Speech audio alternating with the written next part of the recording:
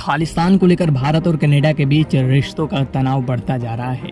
खालिस्तानी आतंकी निज्जर की हत्या वाली न्यूज से शुरू हुए इस विवाद की पटकथा कनाडा के पीएम जस्टिन ट्रूडो ने लिखी थी, जिस दौरान बिना किसी कारण ट्रूडो ने भारत के साथ ट्रेड मिशन को रोकने का ऐलान कर दिया। भारत में आयोजित हुए G20 सम्मेलन से लौटने के बाद बिना किसी वजह कनाडा के पीएम ने इस व्यापारिक संधि को स्थगित करने का फैसला सुना दिया। कनाडा और भारत के बीच विवाद तब और गहराया जब वहां की सरकार ने भारतीय राजनयिक पर निज्जर हत्याकांड की जांच में हस्तक्षेप करने का आरोप लगाते हुए कनाडा से निष्कासित कर दिया।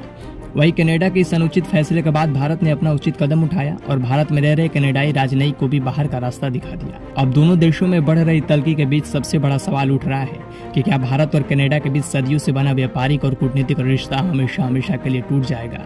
क्या इंडिया और कनाडा के बीच जारी इस दुनियादारी में कोयला, खाद और दाल जैसी वस्तुओं पर कोई असर पड़ सकता है, क्योंकि भारत कनाडा से सबसे ज्यादा दाल की खरीदारी करता है। कनाडा के पीएम के इस फैसले के बाद से ऐसा अंदाजा लगाया जा रहा है दोनों देशों के बीच बिगड़ते राजनयिक रिश्तों का असर भारत के कैपिटल मार्केट पर पड़ सकता है। इंडिया कनाडा के बीच बढ़ रही इस खटास से पड़ने वाले प्रभाव को समझने के लिए दी राजधानी की टीम ने कुछ आंकड़ों का अध्ययन किया, जिसके अनुसार कनाडा भारत का सबसे बड़ा निवेशकों में से एक निकला। NSDL की माने तो कनाडा भारत का 7वां सबसे बड़ा निवेशक है। अगस्त 2023 के अंत में भारतीय बाजारों में कनाडा का निवेश 1.77 लाख करोड़ रुपये था, जिसमें इक्विटी बाजारों में 1.5 लाख करोड़ रुपये शामिल थे। आपको बता दें कि NSDL वही संस्था है जो भारतीय नागरिकों का पैन कार्ड बनाने का काम करती है। मई 2023 में आई CII की एक रिपोर्ट पर नजर डालें तो भारत में कनाडा के द्वारा करीब 3,306 करोड़ का निवेश किया गया है। ये निवेश साल 2000 से मार्च 2023 तक किया गया है। यहाँ तक कि भारत के सबसे बड़े विदेशी निवेशकों में शामिल कनाडा की कनाडा पेंशन फंड ने कोटक महिंद्रा बैंक, जोमेटो, नायका, इन्फोसिस और पेटीएम जैसी कई कंपनियों में निवेश किया है। यानी दोनों देशों के बीच तनाव का असर अगर कारोबार पर पड़ा तो भारत की इन कंपनियों पर भी असर होगा। ऐसा नहीं है कि इंडिया कनाडा रो में केवल नुकसान भारत को ही झेलनी है, बल्कि इसका खामियाजा कनाडा को भी उठाना पड़ेगा। इसको समझने के लिए हमें मई 2023 में आई CII की उसी रिपोर्ट को देखना होगा, जिसमें भारतीय बाजार में कनाडा के द्वारा करोड़ों का निवेश की बात कही गई थी। मई 2023 में I from India to Canada economic impact and engagement की एक रिपोर्ट पर नजर डालें तो कनाडा की इकोनॉमी में भारतीय कंपनियां अहम रोल निभाती है। CII ने इस रिपोर्ट को जारी किया था, जिसमें बताया गया कि भारतीय कंपनियां ने कनाडा में करीब 40,446 करोड़ रुपए का निवेश किया है।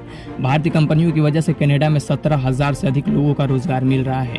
इसके अलावा अधिकांश कंपनियां और हायरिंग की प्लानिंग भी कर रही हैं। यदि दोनों देशों के बीच तनाव बढ़ा तो भारतीय कंपनियां अपने हाथ खींच सकती हैं और कनाडा की अर्थव्यवस्था पर अच्छा खासा असर पड़ सकता है। अब चलते चलते दोनों देशों के बीच कुछ आयात निर्यात की भी बात कर लेते हैं। कनाडा से भारत दाल, न्यूज़प्रिंट, कोयला, फर्टिलाइजर और एल्युमिनियम जैसे सामान खरीदता है। इसमें दाल जैसी रोजमर्रा की खाद्य पदार्थ भी शामिल है। भारत कनाडा से दाल की सबसे ज्यादा खरीदारी करता है। अगर खपत और उत्पादन की बात करें तो भारत में 230 लाख टन दाल की खपत है, जबकि पैदावार कम है। इन्हीं पैदावारों की प्रतिपूर्ति के लिए भारत कनाडा से दाल खरीदता है। हालांकि इसके लिए भारत के पास दूसरे मित्र देशों का विकल्प खुला है।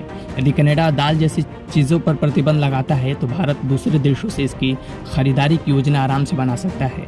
वही भारत कनाडा को हीरे जवाहरात, बहुमूल्य रत्न, दवाइयाँ, रेडीमेड कपड़े, ऑर्गेनिक रसायन और लोहे स्टील जैसा हल्का इंजीनियरिंग सामान बेचता है। फिलहाल सीधे शब्दों में कहें तो भारत में 600 से ज्यादा कनाडाई कंपनियां काम कर रही है।